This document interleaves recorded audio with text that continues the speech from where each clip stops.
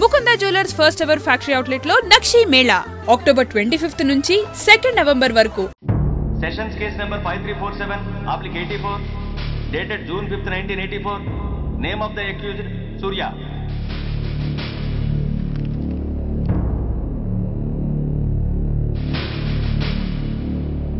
Proceed. Your honour, ఈ నేరస్తుడిని కఠినంగా శిక్షించండి అని వాదించడానికి కూడా ఒక్క నిమిషం ఆగి అతని వయసును సమీక్షించుకోవాల్సినంత చిన్న వయసులో ఇతను 2 హత్యలు చేశాడంటే మన న్యాయ వ్యవస్థ మొత్తం ఒక్కసారి మళ్లీ ఆలోచించుకోవాల్సిన పరిస్థితి ఏర్పడింది.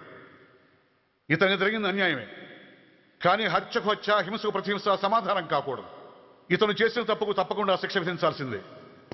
కానీ వేసి ఆ శిక్షలా మాత్రం కాకుండా మొత్తం బాలలోకానికి, రేపటి తరానికి శిక్షణలా అనిపించాలి. It's my sincere request. That's all your honour. బాబు, నువ్వు చెప్పుకోవాల్సింది ఏమైనా ఉందా? ఆ హత్యకు సంబంధించిన అన్ని వివరాలు మాకు తెలిసిన ఎక్స్ మినిస్టర్ ఈ ఊళ్ళో పవర్ఫుల్ పర్సన్ అయిన చౌడప్పకి అగెనిస్ట్ గా సాక్ష్యం చెప్పడానికి ఎవరూ ముందుకు రాకపోయేసరికి కేసు క్లోజ్ చేయాల్సి వచ్చింది. మీలాంటి ధైర్యవంతులు ఊరికి ఒక్కరుంటే చాలు, మా డిపార్ట్మెంట్కి ఎంతో హెల్ప్ అవుతుంది. దేశం కోసం ప్రాణాలు ఇవ్వడానికి సిద్ధపడ్డ సైనికుడిని నేను. మేం కాపాడుతున్న దేశంలో ఇలాంటి కిరాతులు ఉండటానికి వీల్లేదు. ఇదిగోండి కంప్లైంట్, వెంటనే కేసు బుక్ చేయండి. మీరు ఎప్పుడు రమ్మంటే అప్పుడు నేను కోర్టుకు రావడానికి సిద్ధం. Thank you. I appreciate your spirit. Thank you. అవసరమైనప్పుడు కబురు పెడతాను, మీరు తప్పకుండా రావాలి. షూర్.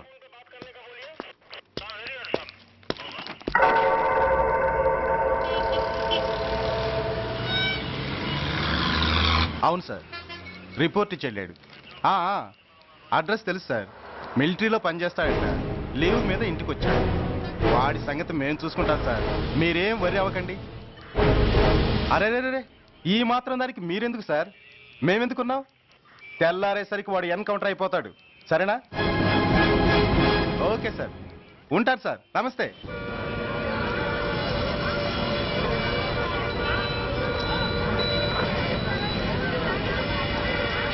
నాన్న, మనం ఈ ఊరొదిలి ఎందుకు వెళ్ళిపోతున్నాం? ఈ ఊళ్ళో కొందరు చెడ్డోళ్ళు ఉన్నారు బాబు. ఎవరు వాళ్ళు?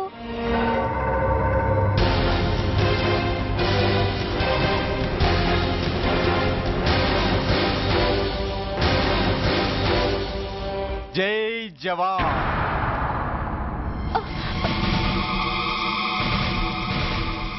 కోర్టుకొచ్చి సాక్ష్యం చెబుతాన్న మిలిటరీ ఆయన చెప్పా పెట్టకుండా ఊరొదిలి పారిపోతున్నారే. రేయ్, నేను సైనికుణ్ణిరా. వెన్ను చూపించి పారిపోవడం నాకు అలవాట్లేదు.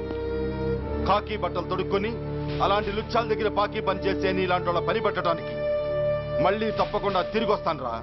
అంత లేదమ్మా, అసలు నువ్వు ఇక్కడి నుంచి వెళితే కదా తిరిగి రావటానికి. తమ్ముడు ఆపండి రా. రండి రా.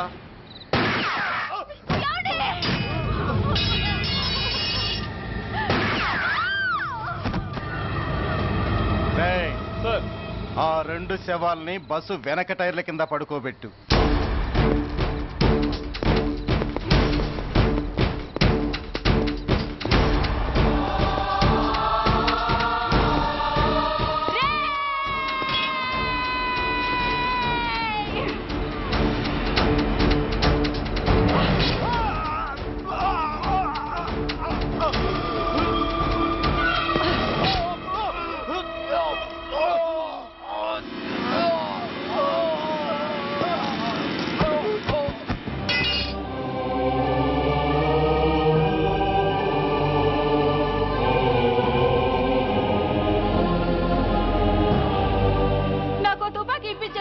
ఇక్కడున్న పోలీసులందరినీ చంపేస్తారు సార్. వాళ్ళు మంచి వాళ్ళు కాదు సార్. మా నాన్న దేశాన్ని కాపాడే సైనికుడు సార్. మా అమ్మని నాన్నని అన్యాయంగా చంపేశారు సార్ ఈ పోలీసులు. అసలు పోలీసు అని కూడా బతకూడదు సార్, బతకూడదు. నాకు తుపాకీ ఇప్పించండి సార్, ఇప్పించండి, ఇప్పించండి.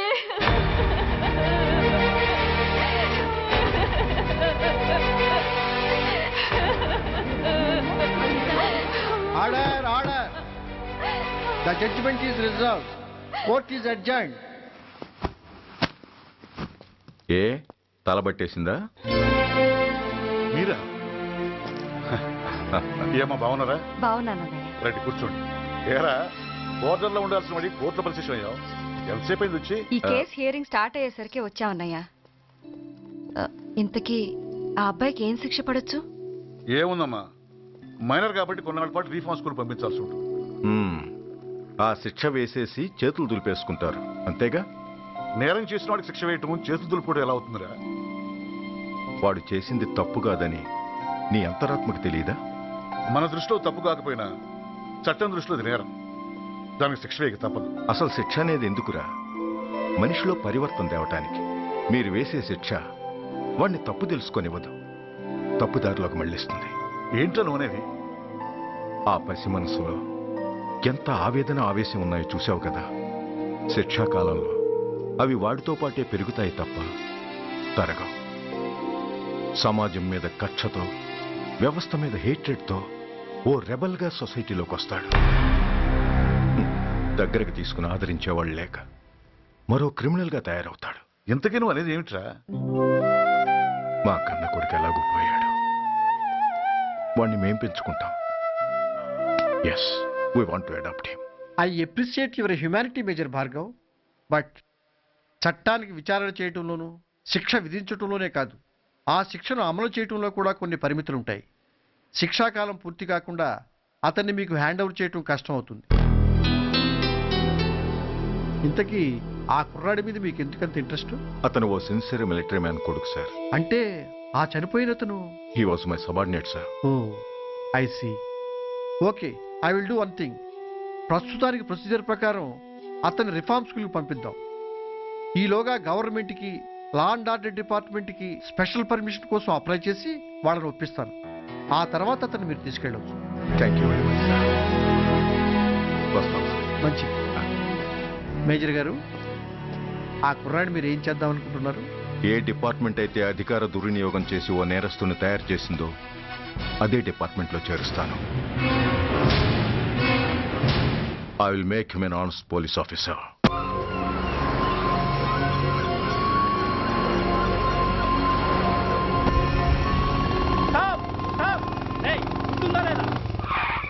నిన్నేరా? ఏంటి అలా చూస్తున్నావు?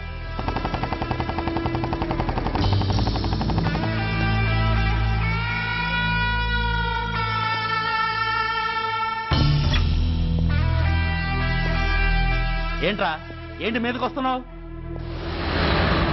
ఏమన్నావురా? సిగ్నల్ పడకుండా ఎందుకు వెళ్ళావు?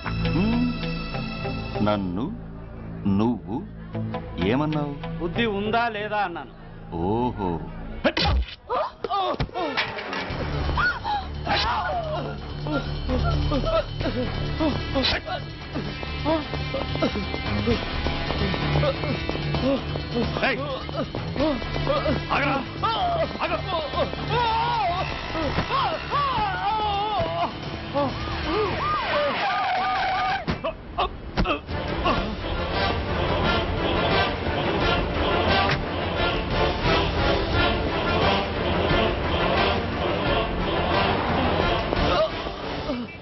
అతని హాస్పిటల్కి తీసుకెళ్ళండి.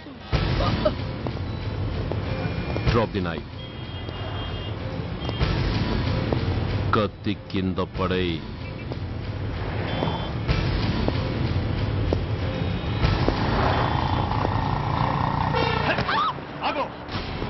ముందుకొస్తే దీన్ని చంపేస్తా. చంపితే ఏమవుతుంది? నిన్ను చంపడం నాకు ఇంకా తేలికవుతుంది. కమాన్, చంపే. ఆలోచిస్తావే కిల్లర్?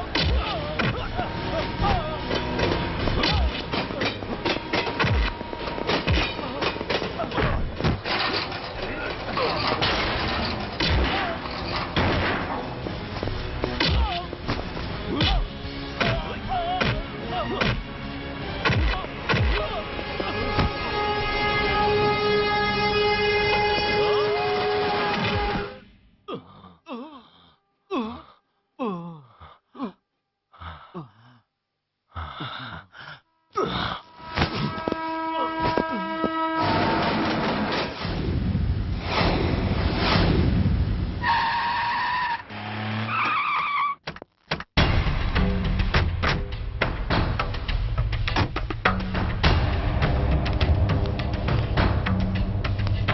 సార్.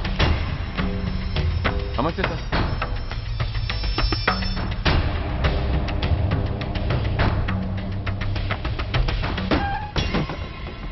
నేనెవరిని?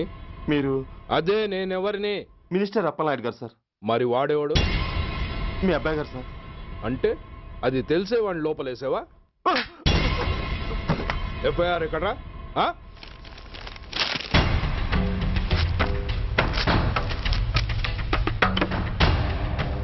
నువ్వే నా రైటర్వి? అవును సార్. నీకెన్ని గుండెలుంటే మా వాడి మీద ఎఫ్ఐఆర్ రాస్తారా? రే సెల్ తాళాలు ఎక్కడ్రా? ఇవ్వండి సార్. నీ అబ్బా నాకిస్తారా? ఇల్లు తెరువు. అసలు ఎవడ్రా నా కొడుకుని అరెస్ట్ చేసింది? ఏసీపీ సూర్య గారు అంటున్నానా? తూ నీ అబ్బా సిగ్గు లేదురా? ఆడంగి నాయల్లా తన్నులు తినొస్తారా? నా కడుపున చెడబుట్టావు కదరా. వెళ్ళు కాళ్ళు కూర్చో. రే అసలే అడ్డదారులు అసెంబ్లీకి వెళ్ళినోడిని.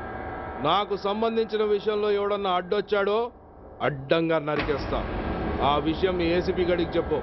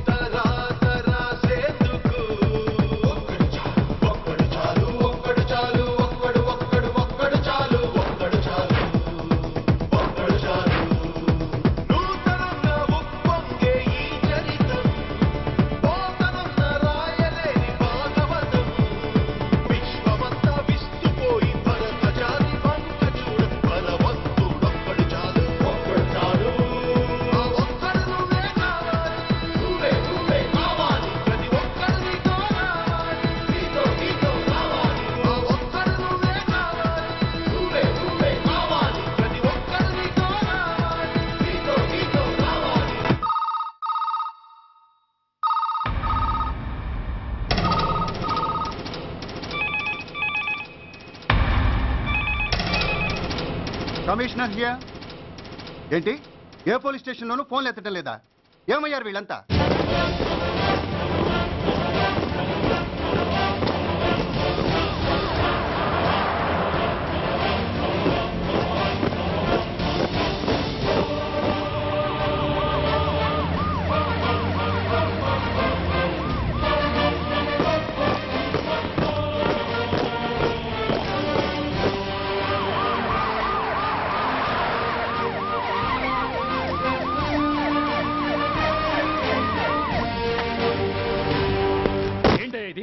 What is nonsense? యూనిఫామ్ తీసేసి పోలీస్ స్టేషన్ మూసేసి బజారు పడతారా? మీరు పోలీసులు అనుకుంటున్నారా, గుండా అనుకుంటున్నారా? విలువలేని యూనిఫామ్స్ ఒంటి మీద ఉంటే ఊపిరాడడం లేదని తీసేసాం సార్. పందులు పందికుక్కులు స్టేషన్లోకి వచ్చేస్తుంటే వాటిని ఆపే శక్తి లేక తాళాలు వేసేసాం సార్. మిస్టర్ సూర్య, పోలీస్ వ్యవస్థ లాంటి ఎమర్జెన్సీ సర్వీసుల్లో ఇలా సమ్మెలు చేయడం నిషేధం. అదే ఎందుకని sir? Government doctors, nurses, postal department కూడా ఎమర్జెన్సీ సర్వీసులే. వాళ్ళు హక్కుల కోసం స్ట్రైక్ చేయడం లేదా? ఆఖరికి మాకు ఓ గుర్తింపు రిజర్వేషన్లు కావాలని కొజ్జాలు కూడా స్ట్రైక్ చేస్తున్నారు. వాళ్లకున్నపాటి విలువ గౌరవం కూడా మాకు లేవా sir? Mister Surya, you are crossing your limits. మీరు ఇలా చేయటం వల్ల కామన్ పీపుల్ ఎంత సఫర్ అవుతారో ఆలోచించారా? పోలీస్ అనేవాడు కూడా ఓ కామన్ మ్యాన్ అనేది మర్చిపోకండి సార్. ఇంతకీ మీకు ఏమన్యాయం జరిగిందయ్యా? సార్, ఒక ట్రాఫిక్ కానిస్టేబుల్ తన డ్యూటీని సక్రమంగా చేసినందుకు ఒక లుచ్చా విధవ కత్తితో పొడిచి చంపబోయాడు. వాడిని అరెస్ట్ చేస్తే వాడి బాబెవడో మినిస్టర్ అప్పలనాయుడు అంట. వాడొచ్చి మన ఊపిరితో సమానమైన ఎఫ్ఐఆర్ని వాడు మందు కొట్టి మూతి తుడుచుకునే ముండకొంగు నలిపినట్టు నలిపి పారేసి అది రాసిన రైటర్ని, డ్యూటీలో ఉన్న ఎస్ఐని, సెంట్రీని కొట్టి దమ్ముంటే నా కొడుకు మీద చెయ్యేసి చూడంట్రా, అడ్డొచ్చిన వాడిని అడ్డంగా నరుకుతానని ఛాలెంజ్ చేసి మరి వాడు కొడుకుని తీసుకెళ్లిపోయాడు సార్. ఇలా ప్రతి అడ్డమైన వాడు వచ్చి దౌర్జన్యంగా ఖైదీల్ని తీసుకుపోతుంటే ఇంకెందుకు సార్ మాకు ఈ వాచ్మ్యాన్ ఉద్యోగాలు? బ్లాక్ లో టికెట్ అమ్ముకునే వాడిని లాకప్ లో పెడితే మున్సిపల్ చైర్మన్ ఫోన్, ఓ రౌడీ విధవను అరెస్ట్ చేస్తే ఎమ్మెల్యే ఫోన్, ఓ రేపిస్ట్ని అరెస్ట్ చేస్తే మినిస్టర్ ఫోను. అందరికీ రూల్స్ అండ్ రెగ్యులేషన్స్ ఉంటాయి, కానీ మా పోలీస్ వాళ్ళకి మాత్రం రూలింగ్లో ఉన్నవాడి మాట వినడం ఒక్కటే రూలు. కాదని ఎదురు తిరిగితే సస్పెన్షన్లు లేదా ట్రాన్స్ఫర్లు. కాకి బట్టలు వాళ్ళ ఇంటి కర్టెన్స్ అనుకునే ఇలాంటి మినిస్టర్స్ ని గుడ్డలోడు తీసి నడి రోడ్డు మీద నడిపించాలి sir. Control your self mister Surya. Control చేసుకోవడానికి ఇది ఆవేశం కాదు సార్, ఆవేదన. ఒక పొలిటీషియన్ కారిడోర్ తీయడానికి పోలీస్ కావాలి. వాడు చేసిన తప్పుడు పని వల్ల కడుపు మండిన అన్నల బుల్లెట్ల గడ్డుగా పోలీస్ కావాలి. ఆఖరికి వాళ్ళ పెళ్లాల బ్యూటీ పార్లర్కి వెళుతుంటే తోడుగా పోలీస్ కావాలి. ఇలాగే కంటిన్యూ అయితే పోలీస్ అనేవాడు పొలిటీషియన్స్ పెంచుకునే వింత జంతువు అనుకుంటారు సార్ ప్రజలు. సార్, ఈ దేశంలో హిందువులకో న్యాయం, ముస్లింలకో న్యాయం, సిక్కులకో న్యాయం ఉన్నట్టే పొలిటీషియన్స్కో న్యాయం, రౌడీలకో న్యాయం, పబ్లిక్కో న్యాయం ఉండేలా రూల్ ఒకటి తీసుకురండి సార్. లేకపోతే మా డ్యూటీ ఏంటో మేమేం చేయాలో మాకే అర్థం కావడం లేదు. రాజకీయం, రౌడీజం షేకెన్స్ ఇచ్చుకుని మమ్మల్ని దద్దమలు చేస్తున్నాయి. మీరేమో రూల్స్ రెగ్యులేషన్స్ అంటూ మా నోళ్లు చేతులు కట్టేస్తున్నారు. అందుకే ఏ రాజకీయ నాయకుడు లా అండ్ ఆర్డర్ లో జోక్యం చేసుకోకూడదని ఈ నిరసన. అంతేకాదు, చట్టాన్ని అవమానించి పోలీసుల్ని కొట్టివెళ్లిన మినిస్టర్ తన కొడుకుని తనే స్వయంగా తీసుకొచ్చి మాకు అప్పగించాలి. మా వాళ్ళని కొట్టినందుకు అతను మా అందరికీ క్షమాపణ చెప్పాలి. అతను మంత్రియా? తప్పు చేసింది మంత్రైనా మంత్రసానైనా ఒక్కటే సార్. అయితే మీ నిర్ణయంలో మార్పు లేదా? Sorry sir. సారీయా? నేనెందుకు చెప్పాలి సారీ? అయినా అంత టెన్షన్ పడతారు ఎందుకు? 2 రోజులు కడుపులు మారితే వాళ్ళే దిగొస్తారు. వాళ్ళ పరిస్థితి చూస్తే అలా లేదండి, చాలా పట్టుదలగా ఉన్నారు. మరీ అంత నెత్తికెక్కితే వాళ్ళని పీకి పారేసి కాస్త ఒడ్డు పొడుగున్న వాళ్ళని వేసుకుంటాం, అంతేగా? ఏంటే అప్పలనాయుడు, పోలీసులు అంటే పొలాల్లో పనిచేసే కూలీలు అనుకుంటున్నావా? ఈ ఊరోడు పనిలోకి రాకపోతే పొరుగురు నుంచి లారీలో తెచ్చుకోవడానికి వాళ్ళకి వీళ్ళకి పెద్ద తేడా ఉందండి. ఆపోయా, మినిస్టర్ తర్వాత కాస్త డిగ్నిటీ మెయింటైన్ చేయొద్దు. పోలీస్ స్టేషన్కి వెళ్ళి పోలీసుల మీద గుండాల దౌర్జన్యం చేస్తావా? ఏంటండి, పోలీసులను ఎప్పుడు ఎవడో తిట్టలేదా, కొట్టలేదా? అదేదో పెద్ద పాపమైనట్టు, అదే నేను మాత్రమే చేసినట్టు మాట్లాడతారేంటి? ఇదిగో, ఊరికే నోరు పారేసుకోకుండా నేను చెప్పేది విను. ఈ రోజు వైజాగ్ సిటీ వరకు ఉన్న ఈ స్ట్రైక్ రేపు స్టేట్ అంతా పైకిందనుకో, అప్పుడు మొత్తం ప్రభుత్వానికి ఎసరు వస్తుంది. ఆ పరిస్థితి కనుక వస్తే నిన్ను పార్టీ నుంచి ఈగ ముక్కను పీకినట్టు పీకి పారేస్తారు. అప్పుడుగా నేను ఎందుకు చెప్పాను నీకు అర్థం కాదు. అప్పలనాయుడు గారు, ప్రెసిడెంట్ గారు చెప్పింది కరెక్ట్. ఓటితో పోయేదాన్ని గొడ్డల దాకా తెచ్చుకోవడం దేనికి చెప్పండి? అయితే ఇప్పుడు నన్ను ఏం చేయమంటారు?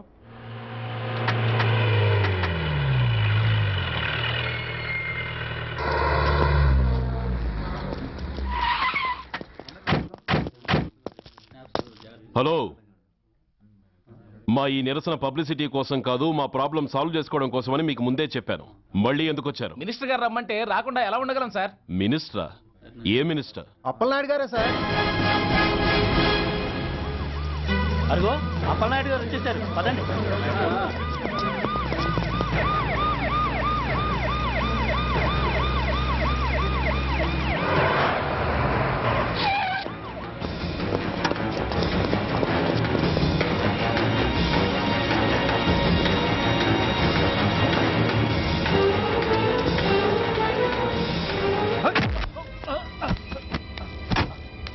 నా కొడక, ఏమనుకుంటున్నారా? నువ్వేమన్నా పెద్ద రౌడీవా? నా పరువు తీసేసావు కదరా, నా కడుపును చెడబుట్టావు కదా. పోలీసులు అంటే ఎవరు అనుకుంటున్నారా? వాళ్ళు మనల్ని కాపాడేవాళ్ళరా, వాళ్ళనే అవమానిస్తావా? వెళ్ళరా, వెళ్ళి వాళ్ళ కాళ్ళ మీద పడి క్షమాపణ అడుగు, వెళ్ళవు. వీడు చేసిన వెధవ పని తెలియక కన్న తండ్రిగా తొందరపడి వీడిని తీసుకెళ్లాను. నిజం తెలిసాక ఓ బాధ్యత గల మంత్రిగా జరిగిన దానికి సారీ చెప్పి వీడిని మీకు అప్పగిస్తున్నాను. నన్ను క్షమించండి. చాలా థ్యాంక్స్ అండి. ఇంకా మీరు కెమెరాలు ఆపండి. మినిస్టర్ గారు మిమ్మల్ని పిలిపించిన కార్యక్రమం అయిపోయింది, మీరంతా బయలుదేరచ్చు ప్లీజ్. పిలవగానే వచ్చినందుకు మీ అందరికీ చాలా థ్యాంక్స్.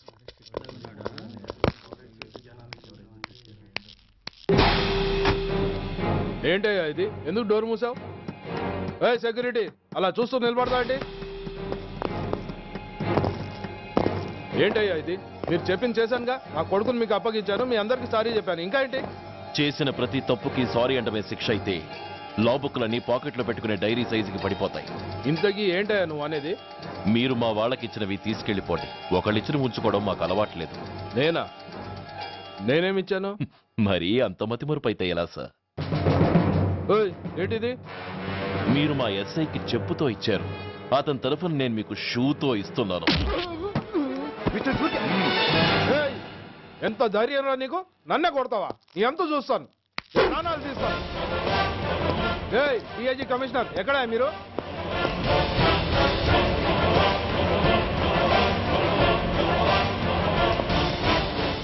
ఇది మా రైటర్కి ఇచ్చింది, ఇది మా సెంట్రీకి ఇచ్చింది. ఇక ఒకటి మిగిలింది. ఇంకోట ఏంటది? ఈ ఎఫ్ఐఆర్ ని నలిపినందుకు.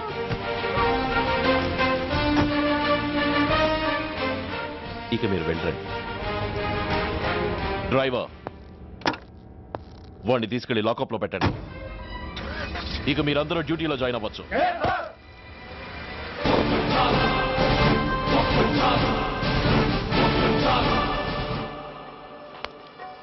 Hello, excuse me. స్మోక్ చేస్తూ డ్రైవింగ్ చేయటం అపాయకరం. Sorry sir. స్మోక్ చేస్తూ వాకింగ్ చేయటం సురక్షితం.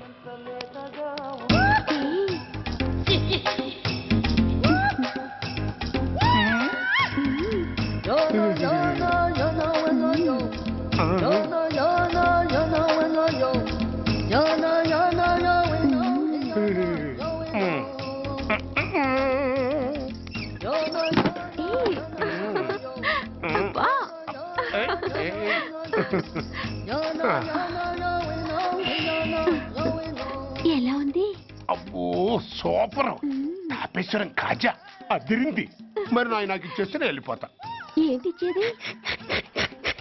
నా పంతనానికి పేమెంట్. ఏంటి అర్థం కాలేదా? ఆడాళ్ళలో నువ్వు ఎలాగో, మగాళ్ళలో నేను అలా అనమాట. దొంగ సచ్చినోడా, నాటకాలు ఆడుతున్నావా? మర్యాదగా నా డబ్బులు ఇచ్చే. ఓయ్ సీను మార్చద్దు. ఇప్పుడు నువ్వు నన్ను రమ్మన్నావా, నేను నిన్ను రమ్మన్నానా? నేనే రమ్మన్నాను. లోపలికి వచ్చి నేనేమన్నాను? ఎంత అన్నావు? నువ్వేమన్నావు? 100 అన్నాను. కదా, అంటే నా పర్సనాలిటీకి నువ్వు కట్టిన రేటు 100 అన్నమాట. అదే నేను అడిగాను. ఇచ్చేమ్మా. ఏంట్రా ఓవర్ చేస్తున్నావు? మర్యాదగా నా 100 నాకు ఇవ్వు, లేకపోతే నా లంగా బొందికి నేను ఊరేసి చంపేస్తాను. Help help. కష్టాన్ని పడితే చంపేస్తానంటుంది. ఈ అన్యాయాన్ని ఎదుర్కొన్న నాదుడే లేడా? అరవకు. ఏదో మొగుడికి తెలియకుండా వారానికి ఒకసారి ఇక్కడికి వచ్చి గుట్టుగా బిజినెస్ చేసుకుంటున్నాను. నీకు దండం పెడతాను, నన్ను అలర్పాలు చేయమాక. నువ్వేమి ఇవ్వక్కర్లేదు, వెళ్ళిపో. మంది హైటెక్ బ్రెయిన్. నీ పేరు గంట గంగారత్నం, మీ ఆయన పేరు గంట గురునాథం. ఆడు ఎలక్ట్రిసిటీ బోర్డులో పనిచేస్తున్నాడు. డోర్ నెంబర్ 14/14, లింకు రోడ్డు, ఫిట్టింగులు పేట, విజయవాడ 2. ఇది నీ అడ్రస్. నేను మంచోని గనక కమిట్ అయిన 100తో అడ్జస్ట్ అయిపోతున్నాను. ఆలస్యమైందనుకో అది డబుల్ అయిపోద్ది. ఇచ్చే నోటు చేతిలో పెట్టు. థ్యాంక్స్. దున్నపోతులా ఉన్నావు, ఆడదాన్ని ఉసురు పోసుకుంటున్నావు. ఎయిడ్స్ వచ్చి చస్తావు. Sorry, no chance. హెల్మెట్ లేకుండా నేను యుద్ధానికి వెళ్ళను. ఎత్ర నారీ వర్ధంతి తత్ర జీవనం సుఖాస్మనం. అంటే నాకేం తెలుసు? ఎప్పుడో విన్నాను, ఇప్పుడు అనాలనిపించింది అన్నాను. వస్తాను. And for more videos, please subscribe to iDream. Please subscribe to iDream. Please subscribe iDream. And please subscribe to iDream. For more videos, subscribe to iDream. please like, share and subscribe to the channel. Congratulations, iDream. Subscribe to iDream. Subscribe to iDream. So subscribe to iDream Media. iDream ki iDream team andarki huge congratulations. Please subscribe iDream Media. Please subscribe to iDream. Subscribe iDream. Please subscribe to iDream. iDream అంటే నా కళల channel subscribe చేసుకున్న నోరు తిరుగుతలేదు.